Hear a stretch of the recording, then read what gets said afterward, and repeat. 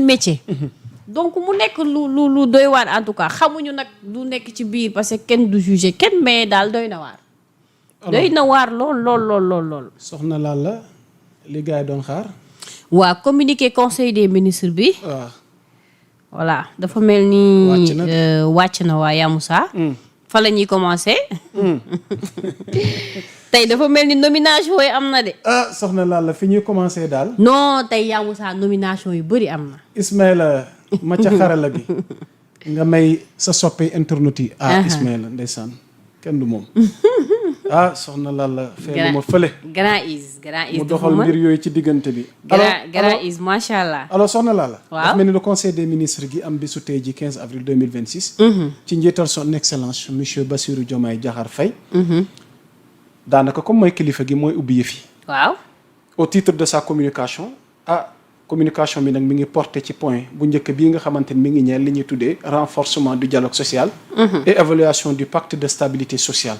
pour une croissance inclusive et durable soxna Lalla. kon mu mel ni nag réew moo gis dee soxla ak dal waaye dal googu tamit dafay ànd ak déggoo ak diisoo bi nga xamante ni mooy mboolem ñi sekk dundina askan wi ngir ñu gën a mën a amal ab yokkute croissance goo nga xamante ni inclusif lu ñuy ànd la booloo ko waaye mu doon loo xamante bu bañ a doon loo xamante ni benn nit a koy sekk waaye bu mën a wéy mu durable. donc le président de la République considère la promotion et l'ancrage de la stabilité sociale comme une priorité de l'action gouvernementale. Il salue les efforts consentis par le gouvernement pour matérialiser les engagements de l'État, notamment la régularisation exceptionnelle des situations administratives et statutaires dans les secteurs de l'éducation et de la santé et assurer la signature du pacte de stabilité sociale pour une croissance inclusive et durable. Avec le patronat et les centrales syndicales, le chef de l'État indique l'importance d'un suivi permanent du baromètre social national relatif aux conflits sociaux et préavis de grève signalés. Donc, il demande au gouvernement de prendre les dispositions appropriées en vue de publier avant le 30 avril 2026 un livre blanc sur l'état de prise en charge des doléances et des centrales syndicales et l'évaluation de la première année d'application du dit pacte. En outre, le président de la République engage chaque ministre à faire la revue des revendications sociales sectorielles afin de concentrer les énergies vers le bon fonctionnement et la qualité du service public, la satisfaction des usagers, ainsi que l'amélioration de l'efficacité et de la productivité au travail. Enfin, le chef de l'État demande au Premier ministre et au ministre en charge du travail de préparer l'organisation de la 5e conférence sociale portant sur le thème de la productivité au travail et de veiller à la tenue dans les meilleures conditions le 1er mai 2026 au Palais de la République de la cérémonie de réception des cahiers de doléances des centrales syndicales. mbokk yi ci tënk ci point bu njëkk boobu Ismaïla laataa ñuy ñëw ci ñaareelu point bi njiitum réew mi comme xam nañ ni avril bu noppee rek mai lañ jëm soxna Lalla mu di fête du travail kon am na en amont liggéey gu ñu war a def diggante état bi ak ñi nga xamante ni ñoom ñooy mboolem force vive de la nation yi secteurs yi nga xamante ni souvent dañuy faral di amal ay grève dañuy faral di amal ay yëngu-yëngu kon déggoo ak diisoo war na mën a am ngir réeroo bañ a amati mu doon benn pacte goo xamante ni ñaari pàcc yëpp ñoom ñoo koy fas yéene sekk ba tax na daal njiitum réew mi ñaan na njiitum gouvernement bi élément na jëwriñu Ousmane Sonko moom mi nga xamante ni ànd kook ministre bi ñu dénk wàllu liggéey bi ñu waajal ndax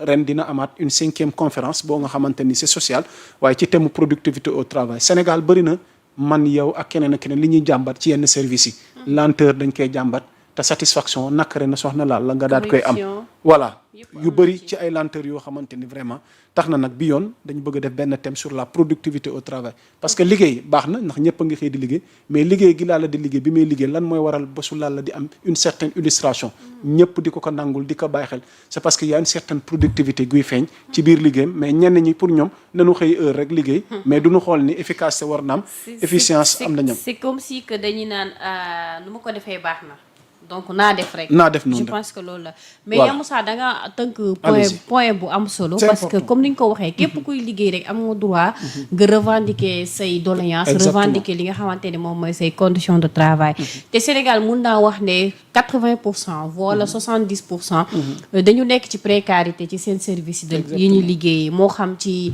problème mu rémunération yi problème mu contrat yi parfois aussi état bi peut-être ci côté boobu noonu lu ci ëpp wàllu indemnité yi dafay jur problème par exemple tey grève yi ngay gis lu ci ëpp problème mu indemnité bu duggul problème salaire dugg na wala seen avancement yi wala condition de travail yi nga xamante ne peut-être ñoom tout le temps ñu ngi nekk di ko dénoncer maintenant dafa am benn affaire aussi boo xam ne dañ ko war a prendre en considération xam nga bu fekkee tamit dañu war a réformer secteur bi nga xamante ne mooy lu jëm ci wàllu liggéey bi ñi nga xamante ne ñoom ñooy daan seen doole war nañu def de telle sorte que aussi secteur bu nekk nga revendiquer loo xamante ne peut-être dina mën a nekk possibilité yaa Moussa parce que bu fekkente ne aussi ñoom dañoo xëccu jaar ni état xëcc téye fu mu téye mu dëgër consensus du am te su boobaa ñun sénégalais ñoo koy yëg parce que parfois aussi nga gis si koo xam ne keroog am na ko ma ci doon tooñ ma ne ko Sénégal jafe na sax nga gis fi fonctionnaire buy fayeeku plus de 500 000 bu amee ay 20% voire 25%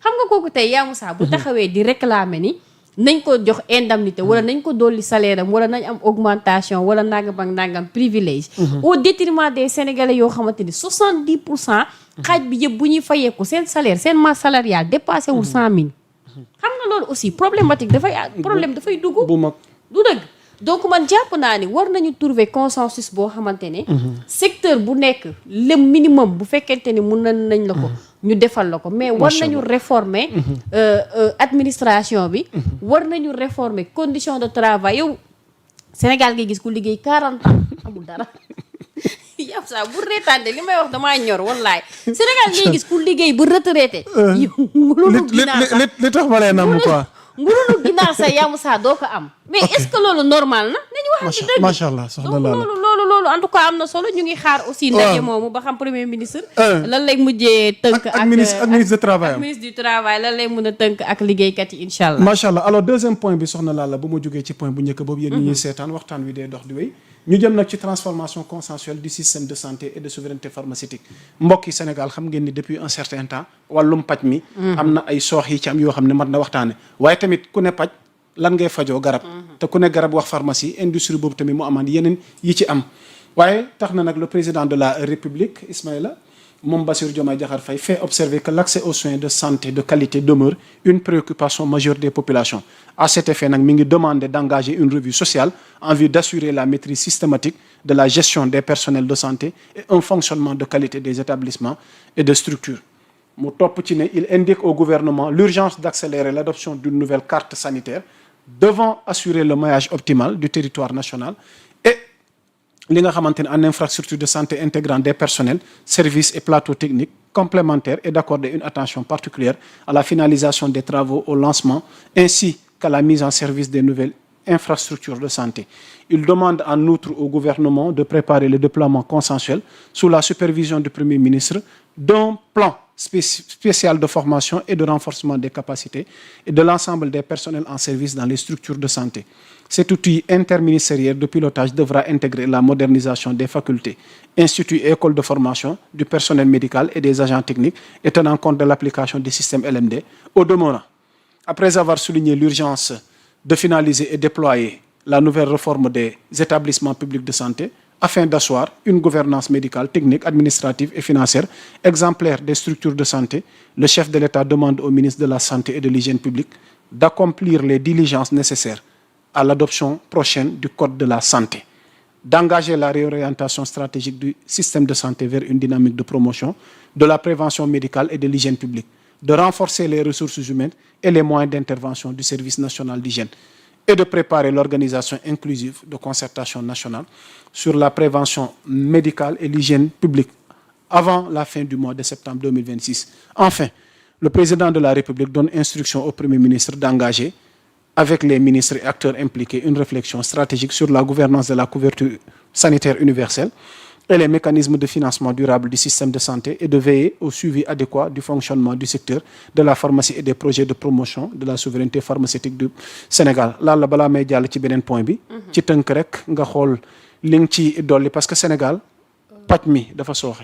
njaayum garab gi dafa am pëccxoo bi ci am goo xamante ni askan wi dañuy faral di am benn déception. man dama jàpp ne yow sax gis nga secteur santé bi. dafa war a am conseil interministériel. war bu gën a rëy interministériel sax su amee. dañ ko war a def Sénégal en réalité suñu hôpitaux yi ay muuruwaar la. comprendre nga. tey booy xool secteur bi gën a sooxe. li nit yi di gën a jooy bokk na ci hôpitaux yi. budul accueil bi.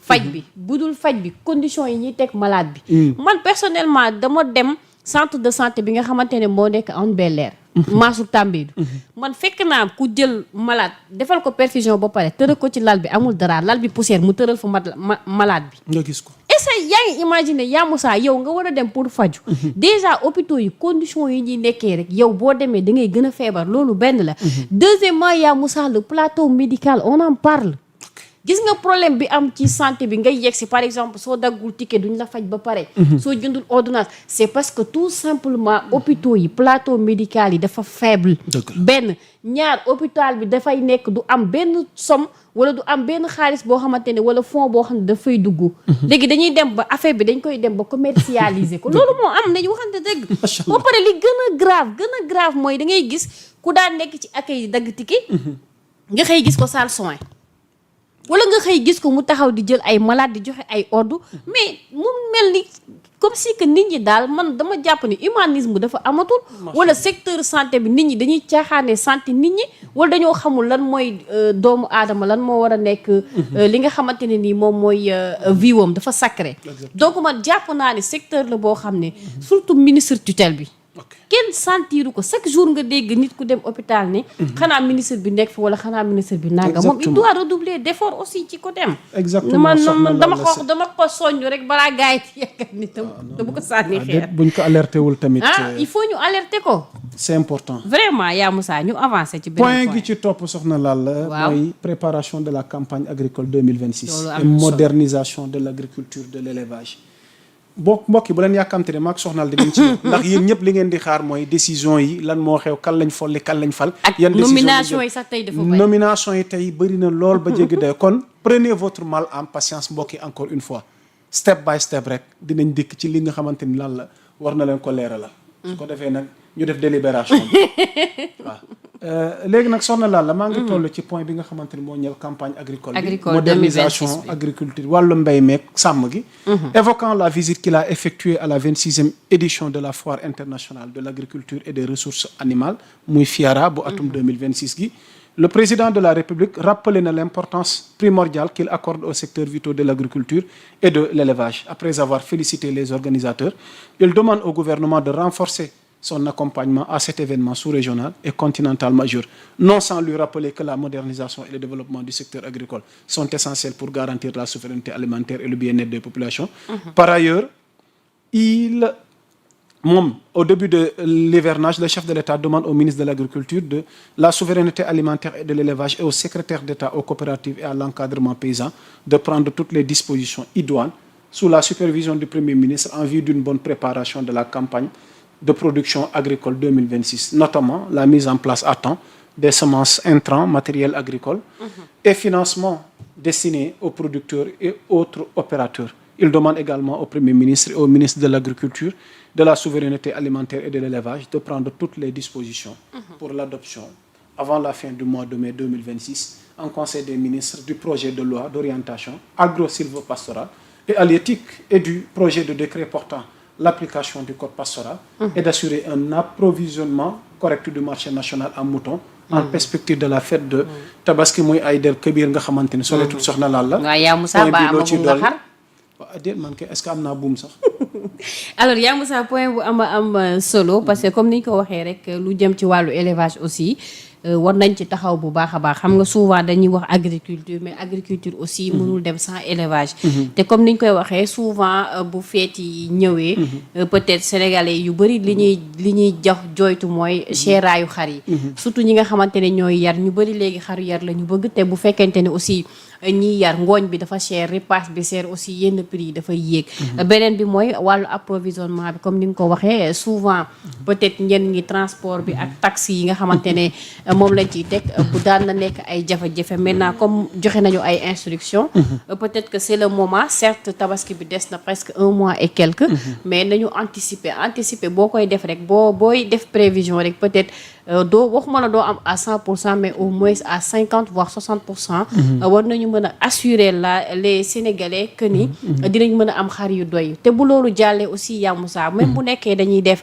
ay consortium wala ñu def il faut ñu créer ay champions yoo xamante ne ci côté élevage bi aussi yaa Moussa même bu fekkee dañuy jël ay groupe de 10 personnes 20 personnes voire 50 personnes jox leen ay ferme parce que ñu bëri bëgg nañu projeté wu ci wàllu élevage mais parfois problème mu terre wala dafay nekk accès terre bi dafay nekk ay difficultés donc jàpp naa ne aussi li état bi war na xool yan perspective lay teg ak naka lay accompagner ñi nga xamante ni peut-être bëgg nañ soobu ci wàllu élevage bi loolu tam bokk na ci li nga xam ne dina renforcer approvisionnement bi nit ñi di soxla ci territoire Sénégal bi yëpp. macha allah alors vite fait ma jëm ci beneen point bi ñëw développement du sport scolaire et universitaire. mu mel ni magnifiant la victoire du Sénégal à la Coupe d'Afrique des Nations U15 de football scolaire. Au Zimbabwe, le chef de l'État félicite les joueurs, l'encadrement administratif et technique de l'équipe nationale de football pour cette performance exceptionnelle qui confirme l'excellence du football sénégalais, toutes catégories confondues. Dans ce cadre, il demande au Premier ministre de mettre en œuvre, les ministres et les acteurs concernés, un programme spécial inclusif de développement du sport à l'école, dans les universités publiques et établissements d'enseignement supérieur, afin de valoriser et de promouvoir à la base toutes les disciplines sportives. Alors, bi ci toppaat mooy agenda du président de la République suivi de l'intégration, de la coopération et des partenariats. Le chef de l'État informe le conseil qu'il présidera le 18 avril 2026 la conférence des ambassadeurs et consuls généraux du Sénégal. Il annonce également qu'il présidera le 20 avril 2026 la cérémonie d'ouverture de la 10e édition du Forum international de Dakar sur la paix et la sécurité en Afrique et un pour thème l'Afrique face aux défis de stabilité, d'intégration et de souveraineté. Quelle solution durable? Alors nag dañuy jëm ci benn point bi nga xamante ni moom moo ñeel kàddug élément de jëwriñ ñi mu di premier ministre Ousmane Sonko. Au titre de sa communication moom le premier ministre Ousmane Sonko il a présenté sa communication sur les points suivants. Dans un premier point, réforme de l'imprimerie nationale. Le Premier ministre a estimé que dans le cadre des réformes pour la mise en œuvre de la politique de souveraineté nationale, de rationalisation des dépenses publiques, de modernisation de l'État et de sécurisation des documents officiels, la mise en place d'une nouvelle imprimerie nationale moderne et performante est devenue un impératif de bonne gouvernance. Il a présenté l'historique avant de faire un diagnostic de la situation actuelle de cette structure qui, au plan institutionnel, est un service public administratif placé sous la tutelle du secrétariat général du gouvernement,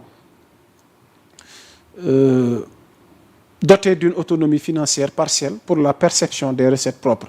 Pour le Premier ministre, malgré la faiblesse de l'effectif, l'imprimerie nationale dispose d'un vivier de ressources humaines de qualité et d'un parc d'équipements constitué de machines de diverses générations, suite aux efforts consentis par l'État pour la modernisation de l'outil de production, couvrant l'ensemble de la chaîne de production.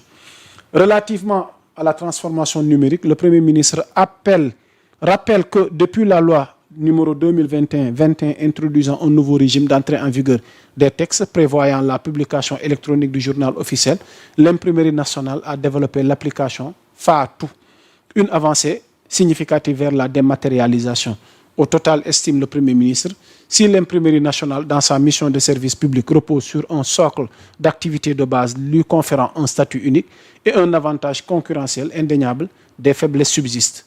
Le Premier ministre en conclut que la principale mission de l'imprimerie se réduit à la publication des textes législatifs et réglementaires du journal au journal officiel, de sorte que ses performances sont en deçà de son potentiel, du fait particulièrement de l'inadaptation de son statut juridique et de la faiblesse de ses capacités de production. Face à ce constat, le Premier ministre a proposé une réforme de l'imprimerie nationale qui, outre le renforcement des capacités techniques et technologiques nationales, consistera entre autres en la mise en place d'un nouveau cadre de gouvernance, l'adoption d'un nouveau modèle économique adossé à des schémas de financement innovants, la mise en place d'un partenariat structuré avec un partenaire stratégique disposé à renforcer les capacités de production par le biais d'investissements massifs, la réduction progressive des coûts liés à l'externalisation, l'adoption d'un plan robuste de digitalisation. Kon mbokk yi xam leen ni imprimerie nationale bu réewum Sénégal ci njiital gouvernement bi moom Ousmane Sonko dina am coppite yi nga xamante ni incha allahu rabbi du yàgg dara di ngeen ko gis parce que jamono nag day dox. ndaxawtina ak digital beeg numérique bi kon loolu incha allah doon li nga xamante ni tey bokkoon na point bi premier ministre bi njëkk a ubbee. ba ca topp mu wax nag sur la situation internationale et discipline budgétaire. Le Premier ministre a fait noter que la situation au Moyen-Orient, aggravée par les tensions géopolitiques autour de l'Iran, se dégrade de façon continue. Cette crise aux ramifications multiples, a-t-il souligné, impacte déjà les prix de l'énergie, la sécurité des chaînes d'approvisionnement ainsi que la stabilité des marchés financiers et pèse lourdement sur les finances publiques. Il a appelé les ministres à l'anticipation et à la préparation opérationnelle. Il a autorisé également les ministres de l'énergie et du budget à lui proposer un calendrier pour l'opérationnalisation des ressources stabilisées. Le Premier ministre a donné instruction aux ministres pour une meilleure rationalisation des dépenses et une discipline budgétaire. Il a demandé à chaque ministre de lui soumettre, dans un délai de 15 jours, un ensemble de mesures concrètes d'économie et de redéploiement de son secteur. Là, le point B, il faut que nous fassions parce que lii, c'est important, c'est une information. Parce que li xew Moyen-Orient diggante États-Unis ak Iran impacté na canal d'Ormuz bi, prix baril bi flambé na, tax na fi mu ne ni mu impacté ressources pétrolières yi, ressources gazières yi, énergie bi, li nga xamante ne mooy essence wala gasoil ba tax na nag comme impacté na suñu économie réew te dañ ko nar a sentir premier ministre nag digal na li nga xamante ni moom mooy ministre yi kenn ku ci nekk ci sa département nga waajal nag takk sa biir ak yaxanal li nga xamante ni moom mooy. mais effectivement yaa Moussa parce que tout simplement su fekkente ni crise dafa am au niveau international ñëpp ñoo ko yëg xam nga moo tax parfois bu nit yi di wax naan guerre bi suñu yoon nekku seeg wala suñu nangam bokku ci. c'est parce que xamuñu lan mooy les enjeux géopolitiques. tey ku ne xam na ni actuellement problème mu détroit de Dormouz boobu nga xamante ne Donald Trump depuis lors mu ngi annoncé que ni dañ koy tëj ak duñu ko tëj. ñu nekk ci guerre bu metti diggante Israël ak Iran. donc dafay am ay répercussions yoo xamante ne soit day nekk économique. wala mu nekk nu mu tuddati ci wàllu prix yi nga xamante ne tout le temps augmentation dafay am wala mu flambé de telle sorte que. dafay am ay retour ci ñun ñi nga xamante ne peut-être ñooy utiliser lu jëm ci wàllu carburant yeeg wala lu jëm ci pétrole bi wala gaz bi. maintenant comme nu mu ko waxee annoncé na ko jox na ay directives. ku ci nekk na nga respecté directive yi ñu la jox. te aussi tamit boo jàppee ne loolu mooy li gën ci askan wi nga def ko parce que yaa Moussa ak lu munti xew. nañu jiital askan wi. man je pense que loolu mooy essentiel bi tey bu fekkente ni ministre X ou Y le fait que mu takk ndiggam yaxanal bu baax dina mën a tax Sénégal bi mën a gën a gis boppam. c'est le moment parce que nag loolu moo taxoon ñu fal leen. te espoir boobu la Sénégalais yi am ba tax ñu jox leen 54% lors des élections présidentielles. macha allah soxna la point gi ci topp ñu yeggale ak kàddu premier ministre bi moom mooy li nga xamante ni moom mooy ab conseil. interministériel soxna la le premier ministre a annoncé la tenue. entre la fin du mois d'avril 2026 et la première quinzaine du mois de mai 2026 d'un conseil interministériel consacré aux infrastructures.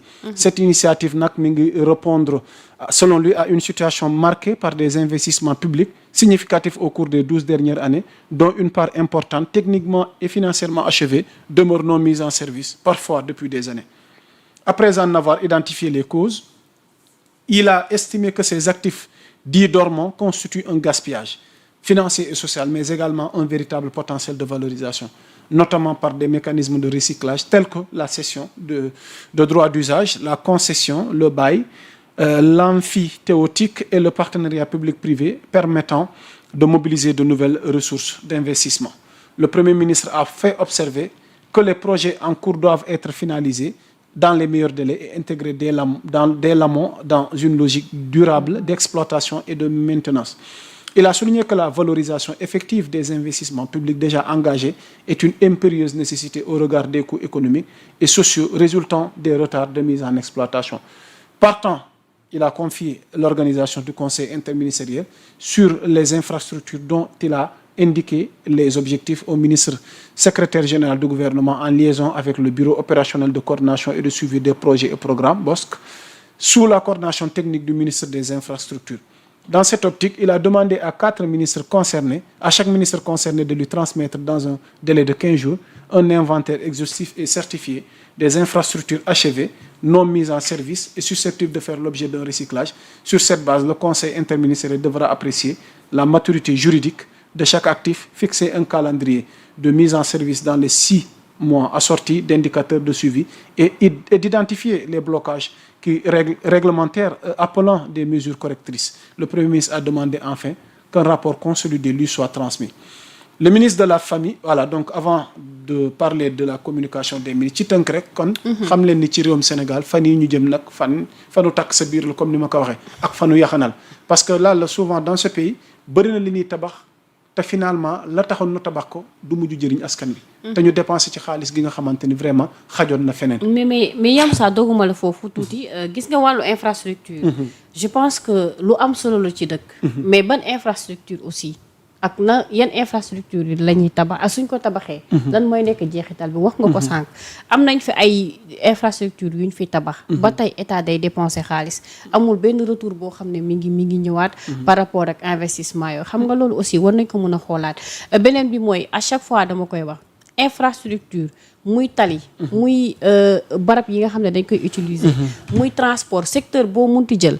bokk na ci la force motrice d'un pays. ci cadre développement pour que secteur boo dem. mu mën a dox comme il faut. exemple laa lay jox tey lu jëm ci wàllu infrastructure ferroviaire. tey problème mu transport bi nga xam ne récemment ci lañ jógee Yamoussa. nga yaakaar ni tey bu fekkonte ni dañoo am secteur ferroviaire boo xam ne dafa mobile. mais problème bi am du am parce que yow Yamoussa boo yeewoo xam ne boo jëlee train bi. 1 heure de temps nga dem Thiès. di nga fi nekk di buuxante ci ay oto yoo xamante ne dañuy jël ñaari fil def ko nii pour mu tàq. non dama lay laaj. mi ngi noonu nag donc tey c'est-à-dire non c'est en fait gis nga. nañu wax les choses comme ils sont. exactement tey bu fekkonte ni dañoo am ay train yoo xamante ni yii ñu ngi dem Saint-Louis. buy imaginer train bi bu déparé war a dem Saint-Louis fan lay jaar.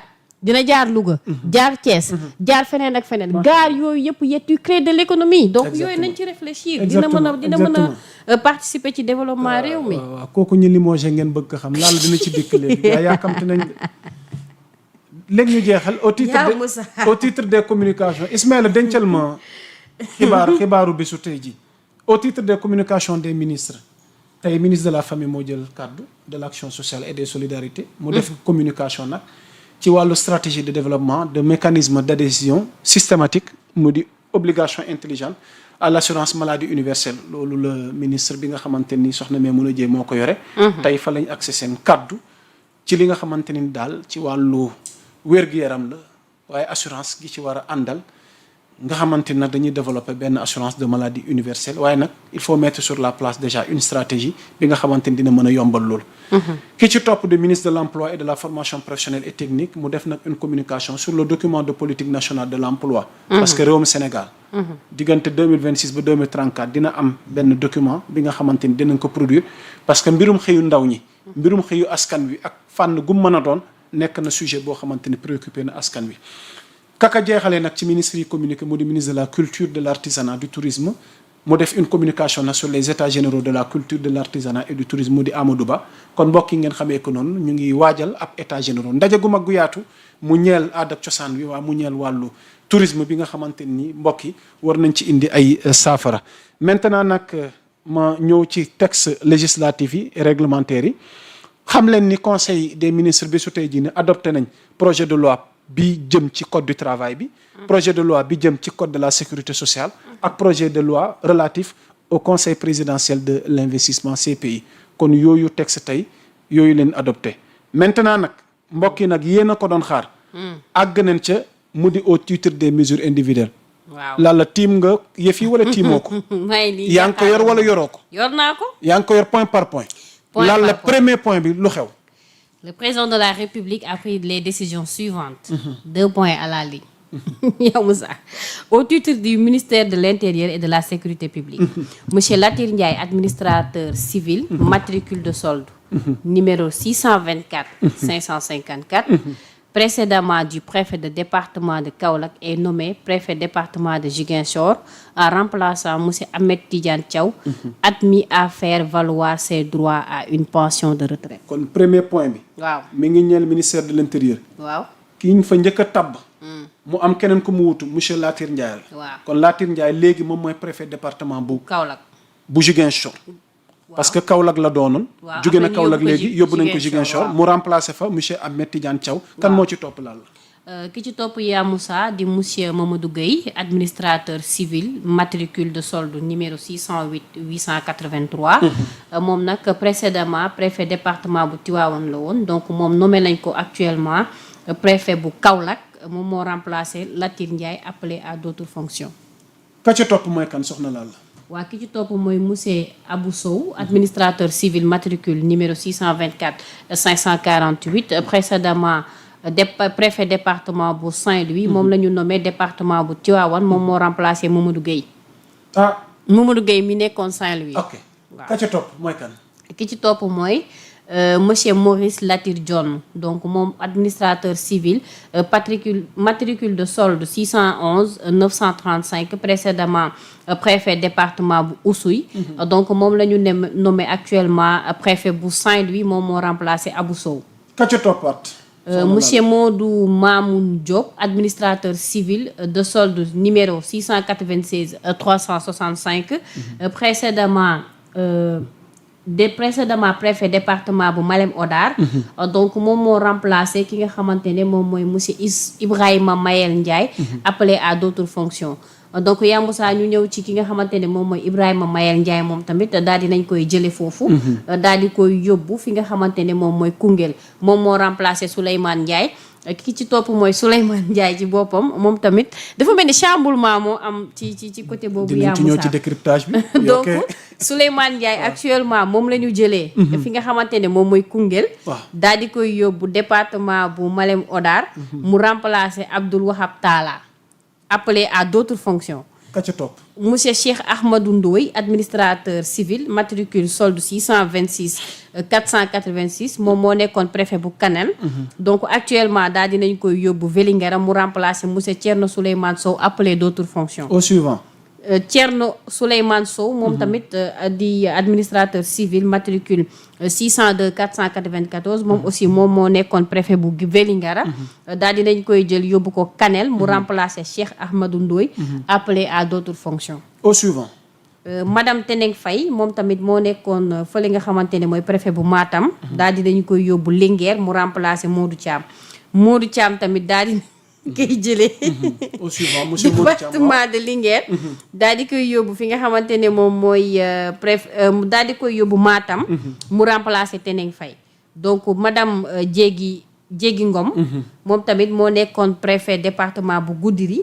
donc moom tam nommé nañ ko fële ca préfet Kaffrine mais poste vacant la. au suivant. donc monsieur Ali Alseyni Bangoura donc moom tam mu ngi nekkoon fële gouverneur région bu Ziguinchor. donc moom actuellement nommé nañ ko préfet département bu Goudiri moom moo remplacé madame Diégui Ngom appelé à d'autres fonctions. au suivant monsieur Sidi Guissé Dione moom tamit mu ngi doon servir fële nga xamante ne mooy gouverneur région bu Saint-Louis. chargé des affaires administratives il est nommé préfet du département Médina Yoro Foulah. donc mu daal di remplacer Modou Mamoun Diop appelé à d'autres fonctions loolu yaa Moussa moo nekk nomination yi am ci ministère de la sécurité publique.